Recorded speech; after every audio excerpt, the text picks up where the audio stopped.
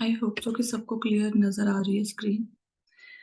आज यस। हम यस भगवत ma'am. Gita okay आज हम भगवत गीता का 5th चैप्टर स्टार्ट करने जा रहे हैं। 5th चैप्टर का नाम है कर्म योग कृष्ण भावना भावित कर्म। तो कर्म तो करना है, लेकिन कृष्णा कॉन्शियसनेस में कर्म क्या कैसे करते हैं उसके ऊपर ये चैप्टर बेस्ड है। तो 5.1 श्लोक करने जा रहे हैं। श्लोक है अर्जुन उवाच संन्यासं करम कर्मणानां कृष्ण पुनर्योगं च संशसि यच्छ्रेय एतयोरेकं तन्मे ब्रूहि सुनिश्चितम्। कृष्ण भगवान कहते हैं अर्जुन ने पूछा भगवान से। अर्जुन ने क्या पूछा है कि हे कृष्ण, पहले आप मुझसे कर्म त्यागने के लिए कहते हैं और फिर भक्ति पूर्वक कर्म करने का आदेश देते हैं। क्या आप अब कृपा करके निश्चित रूप से मुझे बताएंगे कि इन दोनों में से कौन अधिक लाभप्रद है? तो अर्जुन भगवान कृष्ण से पूछ रहे हैं कि आपने मुझे दो बातें बताई।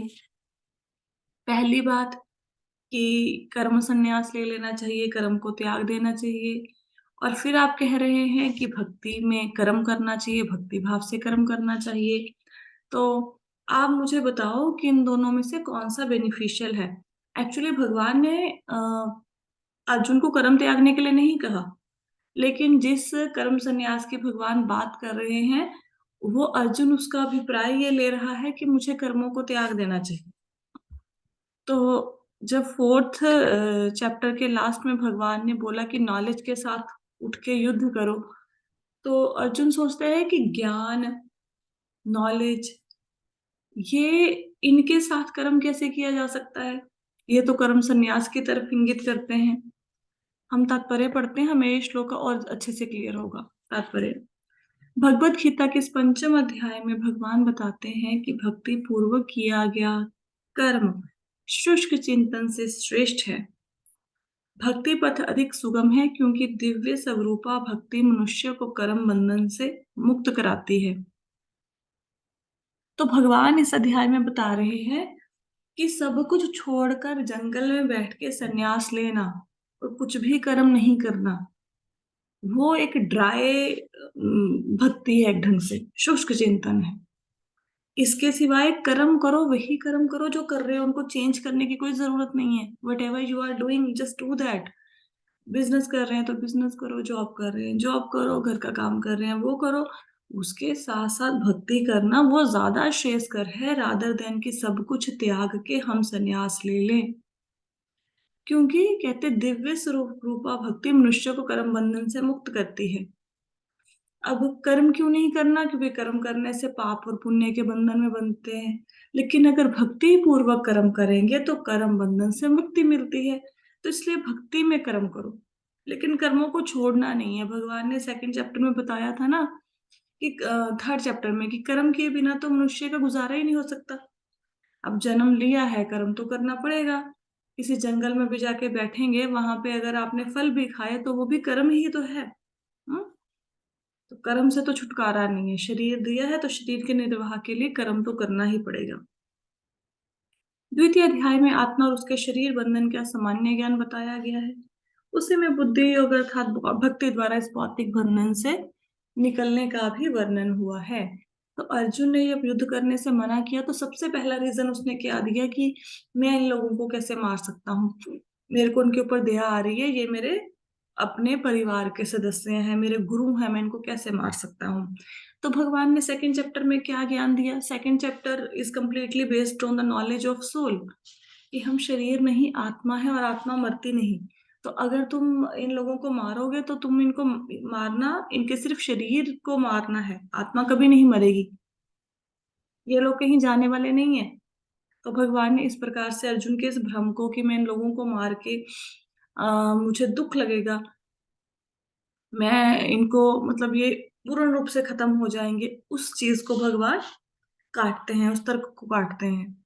और उसी में बुद्धि योग का भी वर्णन हुआ है। बुद्धि योग का मतलब क्या है कि भक्ति के द्वारा हम भौतिक बंधन से मुक्त हो सकते हैं।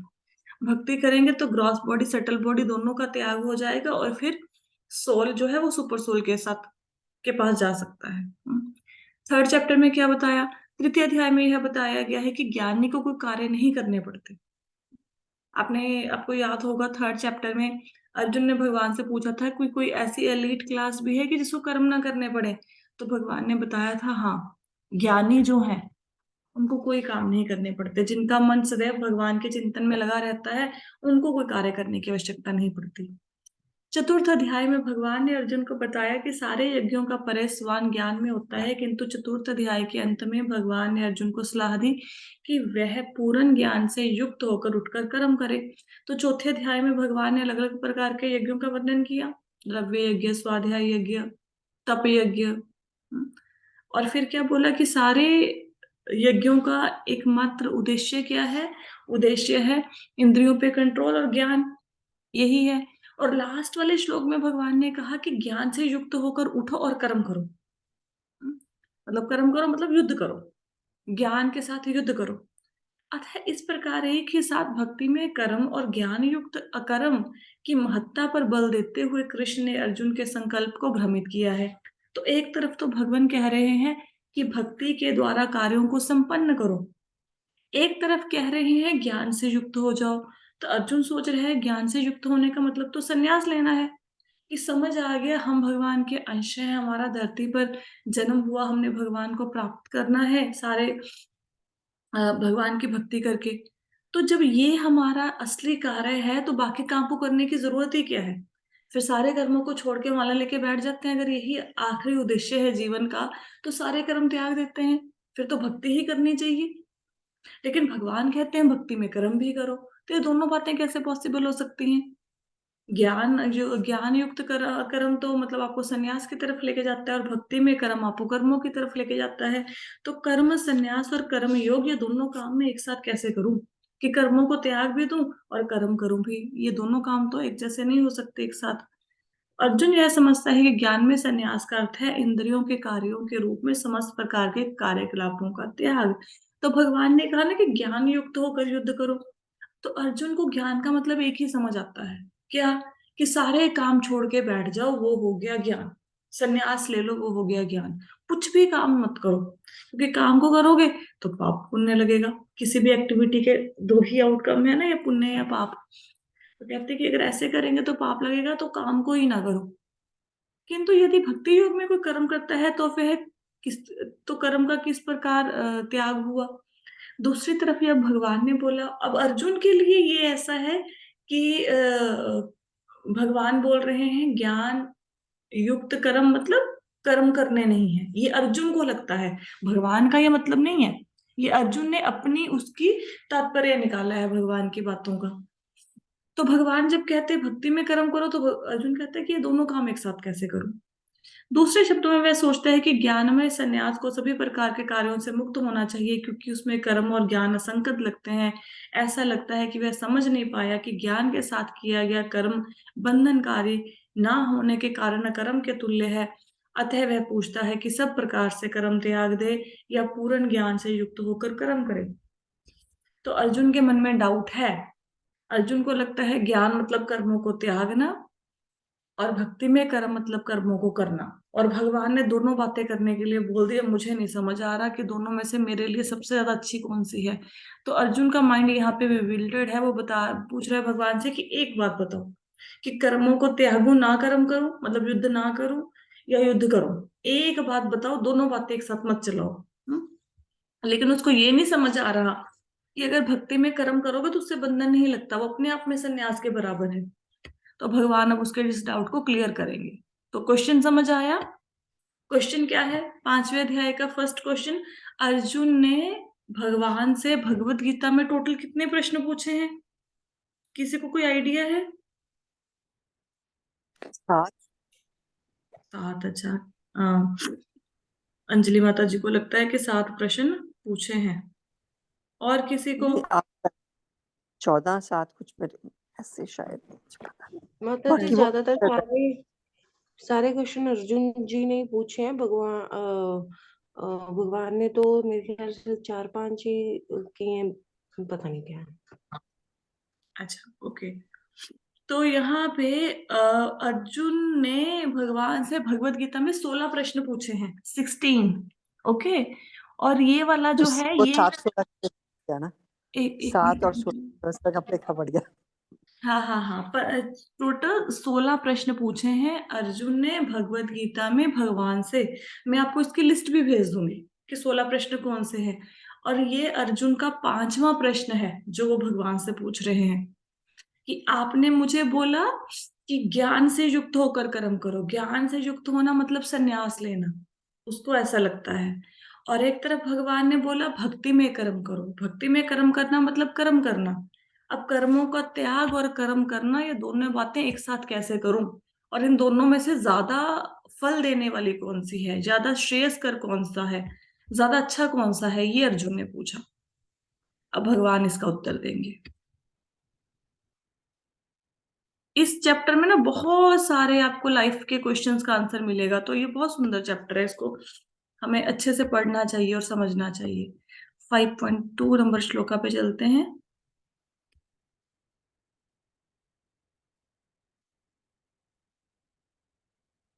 भगवान कहते हैं, श्री भगवान उवाच संन्यासः कर्मयोगश्च निःशेष सकरा भुवो तयोस्तु कर्म संन्यासात् कर्मयोगो विशिष्यते।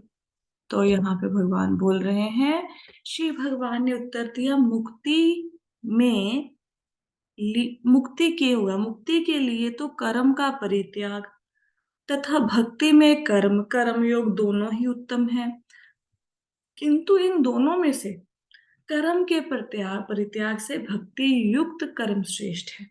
तो भगवान कहते हैं मुक्ति तो दोनों ही ढंग से मिल जाएगी, चाहे कर्मों का त्याग कर दो चाहे कर्म योग करो, मतलब भक्ति के साथ कर्म करो, दोनों से ही मुक्ति के का मार्ग आपके लिए खुल जाएगा। मुक्ति मतलब जन्म मरण से छुटकारा। तो कर्मों को चाहे छोड़ दो चाहे भक्ति में लग के कर्म करो, दोनों ही अच्छे हैं, लेकिन बेस्ट कौन है? किंतु इन दोनों में से कर्म के परित्याग से भक्ति युक्त कर्म श्रेष्ठ है। तो भगवान कहते कर्मों का त्याग कर देना उससे श्रेष्ठ ये है कि भक्ति के साथ कर्म करो, किसी एक्टिविटी को बंद मत करो, जो कर रहे हो वही करो, लेकिन कर्मों को छोड़ो मत, वो ज्यादा अच्छा है। तात्पर्य श्रील प्रभुपाद के द्वारा। श्रील प्रभुपाद की जय। सकाम कर्म इंद्रिय तृप्ति में लगाना ही बंधन का कार्य है। जब तक मनुष्य शारीरिक सुख का स्तर बढ़ाने के उद्देश्य से कर्म करता है, तब तक वह विभिन्न प्रकार के शरीरों में देहांतरण करते हुए वह बंधन को बनाए रखता है। तो प्रभुपाद लिखते हैं, बार बार जन्म होना, बार बार मृत्यु होना, इसका रीजन क्या है? इसका रीजन ये है कि हम सेंस ग्रेटिफिकेशन के लिए कर्म करते हैं। जब हम सेंस ग्रेटिफिकेशन के लिए कर्म करते हैं, सेंस ग्रेटिफिकेशन के लिए कर्मों का अल्टीमेट पर्पस क्या होता है? हमारी बॉडी को सुख देना। जैसे अच्छे कपड़े पहन लिए, अच्छा भोजन कर लिया, अच्छी नींद ले ली, अपने लिए अच्छा धन इकट्ठा कर लिया, अच्छा घर गाड़ी बंगला बना लिया। अब ये सब कुछ किसके लिए? मेरे लिए। इसको इससे किसको सुख मिलेगा? मुझे सुख मिलेगा। तो जब स्वयं के लिए कर्म कर रहे हैं तो उसका जो परिणाम है, चाहे मैंने बार बार एक ही बात बताई कि हर एक्टिविटी का, चाहे खाना भी खा रहे हो ना, उसके दो परिणाम निकलेंगे, या पाप या पुण्य।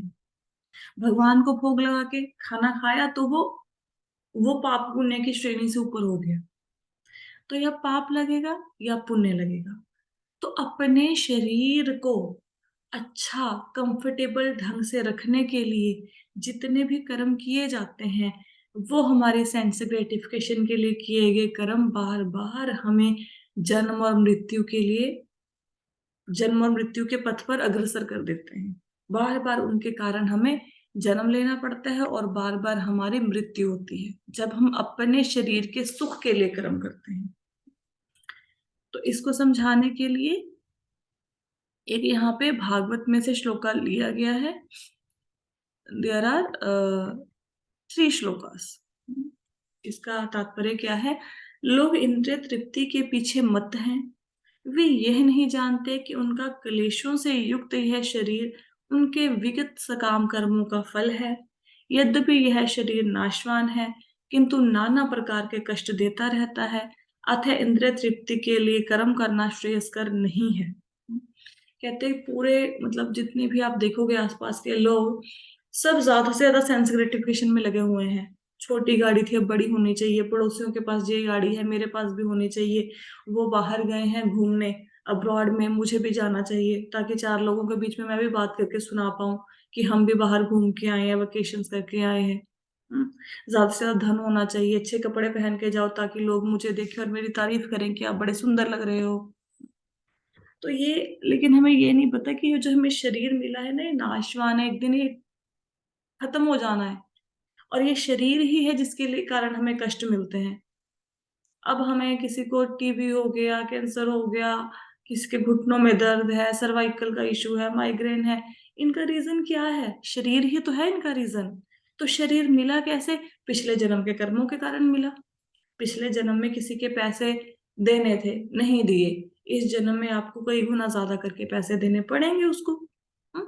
तो पिछले जन्म में कोई दान पुण्य किया था, अच्छे कर्म किए थे, तो उसके बदले में जो दान के बदले में आपको बेनिफिट होना है, जो कई गुना ज्यादा होके आपको मिलना है दान का फल, वो उसके लिए जन्म तो लेना पड़ेगा। तो ये जो शरीर मिला है ये पिछले जन्म के पाप और पुण्यों के कारण मिला है। तो इसलिए कहते हैं कि शरीर को बेटर, उसको सुख सुविधाएं देने के लिए, उसको अच्छे से रखने के लिए कर्म करना, सेंस ग्रेटिफिकेशन के लिए करना ज्यादा अच्छी बात नहीं है, क्योंकि वो कर्म करोगे फिर से अगला जन्म हो जाएगा। जब तक मनुष्य अपने अगली अगली असली स्वरूप के विषय में जिज्ञासा नहीं करता, उसका जीवन व्यर्थ रहता है। और जब तक वह अपने स्वरूप को नहीं जान लेता, तब तक उसे इंद्रिय तृप्ति के लिए काम कर्म करना पड़ता है। और जब तक वह इंद्रिय तृप्ति की इस चेतना में फंसा रहता है, तब तक उसका देहांतरण होता रहता है। तो मनुष्य जीवन किस लिए मिला है? ब्रह्म जिज्ञासा करने के लिए। अथ तो ब्रह्म जिज्ञासा। ब्रह्म जिज्ञासा क्या? मैं कौन, मैं कहाँ से आया, कौन मेरे असली पिता, और मेरा उनके साथ क्या रिलेशनशिप है, मुझे मृत्यु के बाद कहाँ जाना है, इसके लिए ये ब्रह्म जिज्ञासा करने के लिए जीवन मिला है। ये जीवन इसलिए नहीं मिला कि इसमें अच्छे से पढ़ाई कर लो, कॉलेज चले जाओ, फिर जॉब पे लग जाओ, बिजनेस कर लो, फिर शादी करा लो, फिर बच्चे हो गए, फिर उनके लिए अच्छा सा बैंक बैलेंस इकट्ठा करो, उनका करियर बनाओ, एक दिन मर जाओ। इसके लिए जीवन नहीं मिला। जीवन मिला है, आप इस बात की चिंता करो कि मृत्यु के बाद मेरा होगा क्या। मृत्यु के बाद कहीं मैं निम्न योनियों में कुत्ता बिल्ली तो नहीं बन जाऊंगा। मृत्यु के बाद इस शरीर का होना क्या है? कहीं मेरे मन में स्वर्ग की इच्छा तो नहीं है, स्वर्ग के सुखों को भोग के दोबारा से धरती पे तो नहीं गिर जाऊंगा। तो जब तक हमें ये ज्ञान नहीं होता कि शरीर मिला किस लिए है, तब तक हम लोग सेंस ग्रेटिफिकेशन के लिए भागते रहते हैं, उसके लिए कर्म करते रहते हैं। और जब तक सेंस ग्रेटिफिकेशन के लिए काम करते रहेंगे, तब तक जन्म मृत्यु होता रहेगा। मतलब देखो, मृत्यु में तो फिर भी क्या कष्ट है कि 1 या 2 सेकंड का कष्ट है। हजारों बिच्छुओं ने एक साथ डंक मारा, उतना कष्ट होता है जब मृत्यु होती है। लेकिन वो जो कष्ट है वो फ्यू सेकंड्स के लिए है। मतलब एकदम से फिर ब्लास्ट हो गया, फिर मृत्यु होगी, ठीक है, वो तो कुछ सेकंड का कष्ट है, क्षण मात्र का कष्ट है, वो तो चलो सहन कर लिया है ना। जैसे डॉक्टर ने इंजेक्शन लगाया, तो इंजेक्शन लगाया, उस टाइम का दर्द होता है 1 मिनट का, फिर इंजेक्शन निकाला, फिर कोई दर्द नहीं है। लेकिन जन्म के समय पे देखो कितना कष्ट है। 9 महीने माता के गर्भ में रहना, उल्टे होके, मल मूत्र के बीच में रहना, खून के बीच में रहना, और वहां पे छोटे छोटे कीड़े हैं, वो कीड़े काट रहे हैं शरीर को।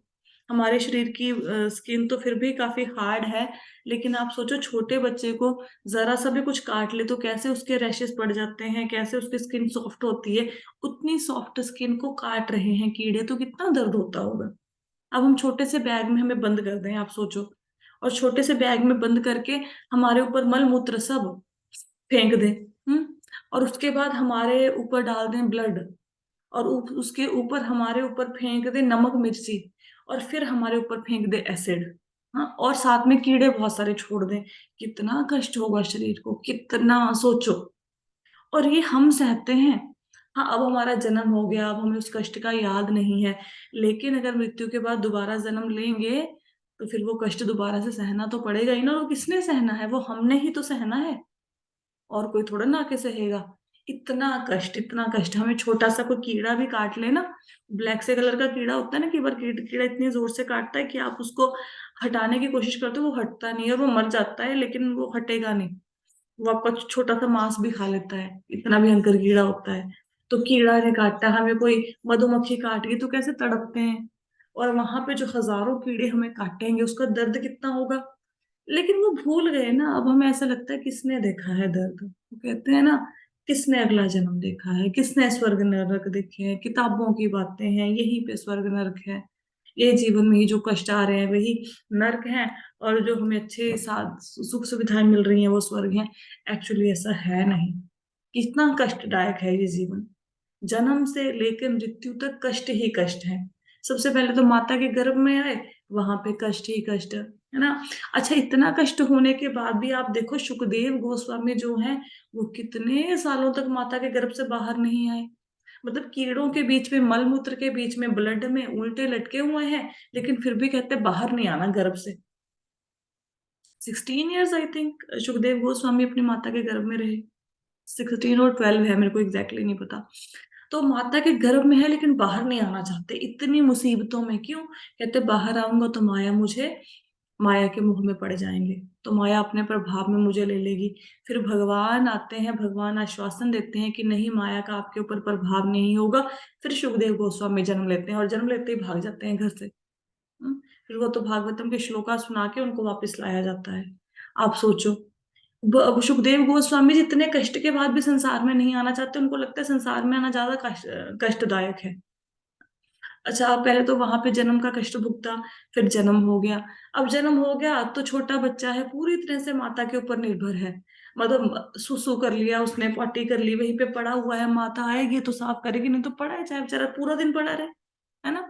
दूध दिया माता ने, दिया नहीं दिया तो पड़े हैं, हम रो सकते हैं बस, है ना। और हर कोई बंदा उठा के उसको कभी प्यार कर रहा है, कभी इधर उधर घुमा रहा है, कभी हवा में उछाल रहा है, उसको अच्छा लग रहा है नहीं लग रहा है कोई मतलब नहीं किसी को। उनको ये लगता है सब लोगों को कि हमें अच्छा लग रहा है ना, बस हम वही करेंगे तेरी बॉडी के साथ जो हमें चाहिए। हम्म। तो वो बेचारा ऐसे पड़ा रहता है। उसके बाद थोड़ा बड़ा हो गया, फिर हम उसको स्कूल छोड़ आते हैं, अब माता से दूर जा रहा है, जिस माता के साथ पूरा दिन रहता होता था, तो रोता है कितना। अब स्कूल में एक अनजान जगह में छोड़ा है, जहाँ पे कोई भी अपना दिखाई नहीं देता, उसके लिए तो अलग से दुनिया हो गई ना। वहां पे ना मम्मी दिख रही ना पापा दिख रहे, पता नहीं वहां पे दो बच्चे उसको धक्का देंगे, दो को वो धक्का देगा, तो वहां पे उसने कष्ट सहा। फिर थोड़ा और बड़ा हो गया, फिर स्टडी का प्रेशर हो गया। और आजकल तो वैसे ही पेरेंटिंग, मतलब वो ही पड़ी है ना, हेलीकॉप्टर पेरेंटिंग करनी है। सुबह स्कूल में बच्चे को छोड़ा है, फिर स्विमिंग क्लास में छोड़ दिया, फिर कोई म्यूजिक क्लास में छोड़ दिया, फिर उसको ट्यूशन पे डाल दिया, फिर वो गिरता पड़ता बच्चा घर पे आया, फिर घर में बुक्स लेके बैठ गए, उनको सांस लेने का टाइम ही नहीं है बच्चों को। फिर स्कूल जाएगा, स्कूल में टीचर से भी डांट खाएगा, फिर पढ़ने का बोझ बढ़ गया। अब पढ़ाई कर ली, अब आगे कौन सी स्ट्रीम में दाखिला लूं, उसके लिए नंबर लेके आने, फिर बोलते हैं 10वीं में एक बार नंबर ले आया फिर तेरी जिंदगी में सुकून ही सुकून है। नंबर ले आया बेचारा, एडमिशन होगी, फिर कहते हैं नहीं नहीं, अब तुमने ग्रेजुएशन कर लिया, पोस्ट ग्रेजुएशन कर लो। उसके बाद नौकरी की टेंशन, बिजनेस की टेंशन।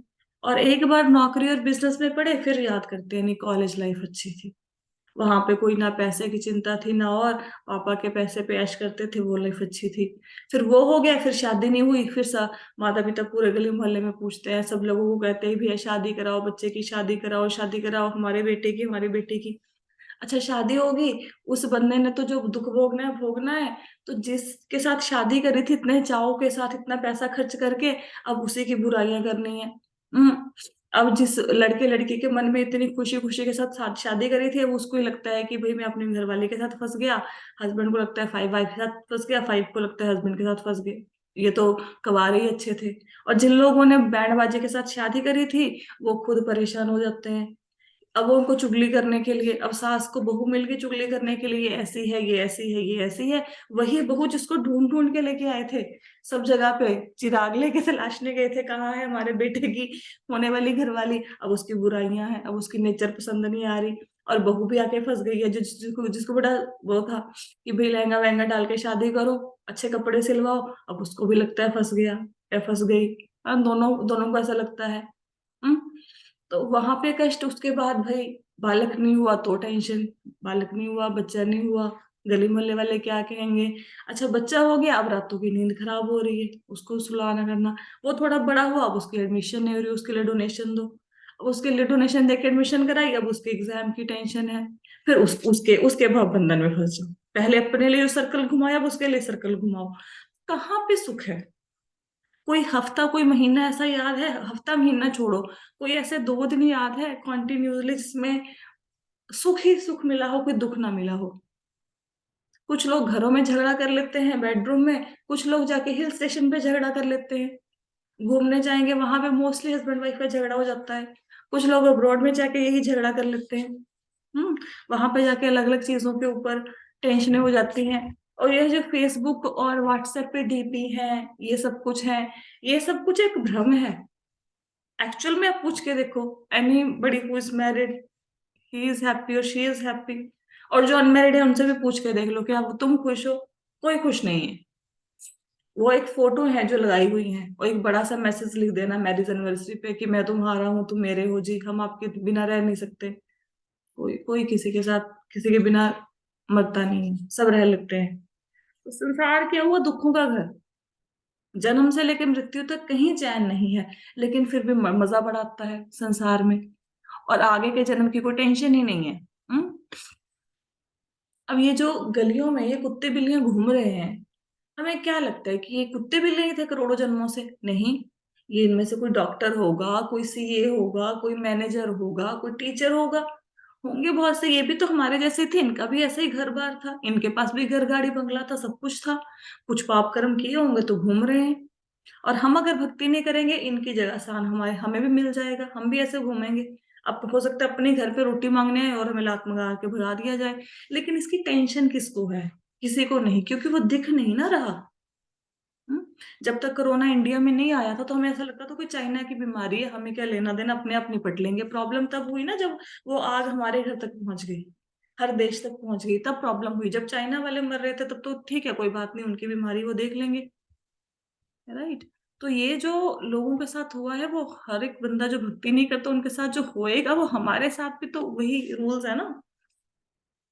देखना चाहिए, सोचना चाहिए कि मृत्यु के बाद मेरा क्या होने वाला है, उसको कैसे ठीक करूं।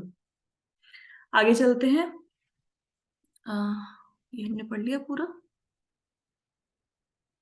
हाँ, भले ही उसका मन सकाम कर्मों में व्यस्त रहे और ज्ञान द्वारा प्रभावित हो, किंतु उसे वासुदेव की भक्ति के प्रति प्रेम उत्पन्न करना चाहिए। केवल तभी वह बंधन से छूटने का अवसर प्राप्त कर सकता है। तो कहते, चाहे मन में सकाम कर्म की इच्छा हो, चाहे भोगों को भोगने की इच्छा हो, चाहे उसके मन में ज्ञान ही क्यों ना हो, लेकिन फिर भी भगवान कृष्ण के प्रति प्रेम होना चाहिए। अगर प्रेम है भगवान के प्रति तो बंधन से पार हो जाओगे, चाहे भोगों को भोगने की इच्छा ही क्यों नहीं है। कोई दिक्कत नहीं, घर गाड़ी बंगला बच्चा पैसे सब अच्छे लगते हैं, कोई दिक्कत नहीं, लेकिन फिर भी उन भोगों को भोगने की इच्छा के साथ साथ भक्ति जरूर करो। अगर भक्ति नहीं करी फिर बड़ी प्रॉब्लम है। अतः यह ज्ञान ही कि वह आत्मा है, शरीर नहीं, मुक्ति के लिए पर्याप्त नहीं है। जीवात्मा के स्तर पर मनुष्य को कर्म करना होगा, अन्यथा भव बंधन से उभरने का कोई उपाय नहीं है। अब हमें पता लग गया कि मेहनत करेंगे तो अच्छे नंबर आएंगे पेपर में। बस ये पता लग गया और रोज दिन रात रट लगा के बैठे हैं, मेहनत करेंगे नंबर आएंगे, मेहनत करेंगे एग्जाम में पास हो जाएंगे अच्छे नंबरों से, लेकिन पढ़ाई नहीं कर रहे हैं। तो इस नॉलेज का क्या बेनिफिट है? अब पता लग गया कि हम शरीर नहीं है आत्मा है, लेकिन इस नॉलेज को लेके खुश होकर बैठ गए कि भाई हम शरीर नहीं आत्मा नहीं, शरीर नहीं आत्मा है, लेकिन इस नॉलेज के साथ कर कुछ नहीं रहे। फिर क्या बेनिफिट है? फिर तो कोई बेनिफिट होने वाला है नहीं ना। तो कुछ करना पड़ेगा। जब पता लग गया हम शरीर नहीं हम आत्मा है, शरीर को बनाए रखने के लिए कितने सारे प्रयत्न करते हैं, अच्छे कपड़े पहनो, अच्छी खुराक दो, हाँ, बीमार हो गए अच्छे से अच्छे डॉक्टर के पास लेके जाओ। तो ऐसे ही आत्मा को भी डाइट देनी पड़ेगी। आत्मा की डाइट क्या है? नाम जप, ये वेद शास्त्रों का अध्ययन, ये आत्मा की डाइट है। भगवान की भक्ति, भगवान के दर्शन, उसको भी डाइट दो, तभी आत्मा फलेगी फूलेगी। तभी आत्मा ये बंधन से पार होगी। और उसके लिए तो कर्म करना पड़ेगा। कर्म करना मतलब भक्ति करनी पड़ेगी। किंतु कृष्ण भावना भावित होकर कर्म करना सकाम कर्म नहीं है, पूर्णतः ज्ञान से युक्त होकर किए गए कर्म वास्तव में ज्ञान को बढ़ाने वाले हैं। बिन कृष्णा भावनामृत के केवल कर्मों का परित्याग करने से बद्धजीव शुद्ध नहीं होता। जब तक हृदय शुद्ध नहीं होता तब तक सकाम कर्म करना पड़ेगा। तो सिर्फ अपनी रिस्पॉन्सिबिलिटीज को त्याग देना कि मैंने तो संन्यास ले लिया, आज से मैं कोई काम नहीं करूंगा, सिर्फ संन्यास लेने से, कर्मों को त्यागने से किसी की मुक्ति नहीं होने वाली है। अब अर्जुन क्या चाहता है? अर्जुन का मन कर रहा है कि मैं युद्ध करूंगा, मुझे दुख लगेगा, सब लोग मर जाएंगे, मेरे सगे संबंधी, मुझे संन्यास ले लेना चाहिए। संन्यास ले लूंगा ना तो कोई पाप लगेगा इनको मारने का, और मैं भगवान की भक्ति करके भगवान तक भी पहुंच जाऊंगा वहां पे संन्यास लेके। लेकिन ऐसा होने वाला नहीं है। हम्म संन्यास लेना, अपने कर्मों को छोड़ देना, ये कोई समझदारी वाली बात नहीं है। कर्म तो करना ही पड़ेगा, लेकिन भगवान को ध्यान में रख के, भगवान को सेंटर में लाके, भगवान को फोकस करके कर्म करना है। कहते जब तक हृदय शुद्ध नहीं होता तब तक सकाम कर्म करना पड़ेगा। अब मन में तो भोगों को भोगने की इच्छा है, मन में तो खाना खाने की अच्छा इच्छा है, लेकिन ऊपर से दिखा रहे हैं कि हमने व्रत कर लिया, हमने उपवास कर लिया, हमने खाना पीना अच्छा छोड़ दिया, उसका कोई बेनिफिट नहीं होने वाला। क्योंकि मन में बीज है वासनाओं के, मन में बीज है कामनाओं के, वो बीज फूट जाएंगे आज नहीं तो कल। जब भी अब मन में इच्छा है कि मतलब अच्छे अच्छे घर गाड़ी बंगले में रहूं, ऊपर से दिखा रहे हैं सब कुछ छोड़ दिया, तो जो बीज हैं वो एक ना एक दिन फलित हो जाएंगे, फूटेंगे, और फिर संन्यास छोड़कर भी भाग जाएंगे, फिर से घर में वापस लौट आएंगे। फिर ज्यादा जगह सही है कि सन्यासी बनने गए थे वापस आ गए। परंतु कृष्ण भावना भावित कर्मकर्ता को स्वतः सकाम कर्मों के फल से मुक्त बनाता है, जिसके कारण उसे भौतिक स्तर पर उतरना ही नहीं पड़ता। अतः कृष्ण भावना भावित कर्म संन्यास से सदा श्रेष्ठ होता है, क्योंकि सन्यासी के नीचे गिरने की संभावना बनी रहती है। तो सन्यासी देखो, अगर आप भगवान की भक्ति में कर्म करोगे ना, भगवान को फोकस में रख के कर्म करोगे, तो आपको ना तो पाप पुण्य लगे, दोनों से मुक्त, ना जन्म मृत्यु में फंसो, और काम वही कर रहे हो जो पहले कर रहे थे, वही बिजनेस कर रहे हो, वही जॉब कर रहे हो, बस ये मान के कि मैं डूअर नहीं हूं, डूअर भगवान है, जो भी इससे हानि लाभ हो वो मेरा नहीं, भगवान का है। और ना ही ड्यूटी से अटैचमेंट, ना ड्यूटी के फल से अटैचमेंट, भगवान ने मुझे ये कर्तव्य कर्म करने के लिए सौंपा है, मैंने ये कर्म करना है, ऐसा सोच के कर्म करो, तो वही कर्म भक्ति बन जाएंगे। संन्यास होना मतलब क्या? संन्यास होना सब चीजों को छोड़ना। और जब काम करते करते सब चीजों को छोड़ दिया, कि बिजनेस तो कर रहे हैं लेकिन बिजनेस मेरा है ही नहीं, अब वो इच्छा ही छोड़ दी, आसक्ति ही छोड़ दी बिजनेस के प्रति, आसक्ति छोड़ दी, तो वो संन्यास ही तो हो गया ना। और इसके सिवाय जब संन्यास लेते हैं वो ज्यादा श्रेयस्कर नहीं है, क्योंकि विश्वामित्र थे, योगी थे, संन्यास लिया, हाँ, लेकिन फिर भी जब मेनका आई तो उसके ऊपर मोहित हो गए, तो सारी तपस्या भंग हो गई ना। तो शिव शिव चिंतन से कुछ नहीं होने वाला। मन में भोगों को भोगने की इच्छा है तो भोग भोगते हुए ही भक्ति करो। जब मुक्ति कामी व्यक्ति श्री भगवान से संबंधित वस्तुओं को भौतिक समझकर उनका संन्यास अपूर्ण कहलाता है। संन्यास तभी पूर्ण माना जाता है जब ज्ञात हो कि संसार की प्रत्येक वस्तु भगवान की, और कोई किसी भी वस्तु का स्वामित्व ग्रहण नहीं कर सकता। वस्तुतः मनुष्य को यह समझने का प्रयत्न करना चाहिए कि उसका अपना कुछ भी नहीं है, तो फिर संन्यास का प्रश्न ही कहाँ उठता है। संन्यास का मतलब क्या? कि मेरे को किसी चीज में कोई आसक्ति नहीं, मेरी किसी चीज से कोई अटैचमेंट नहीं, मैंने छोड़ दी सारी चीजें ये, ठीक है, भोगों को भोगना। और ये भक्ति में, भक्ति युक्त कर्म करने का मतलब क्या? कि मैं रहता रहा हूँ घर में, लेकिन घर मेरा नहीं है, घर भगवान का है। मैं खा तो रहा हूँ खाना, लेकिन सिर्फ बॉडी को मेंटेन करने के लिए खाना खा रहा हूँ, क्योंकि भक्ति करने के लिए शरीर अगर मेरा स्वस्थ होगा तभी भक्ति कर सकता हूँ। तो भक्ति करने के लिए शरीर को मेंटेन करना जरूरी है, इसलिए खाना खा रहा हूँ या खा रही हूँ।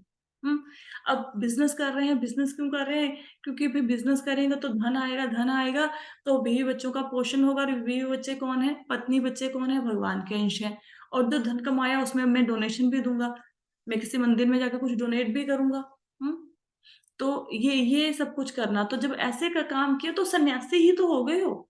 रह रहे हो घर में, लेकिन घर से कोई अटैचमेंट नहीं है, तो सन्यासी तो हो गया। तो फिर भगवा कपड़ा डाल के सन्यास लेने की कोई जरूरत नहीं है, कर्म करते हुए ही आपका सन्यास हो गया।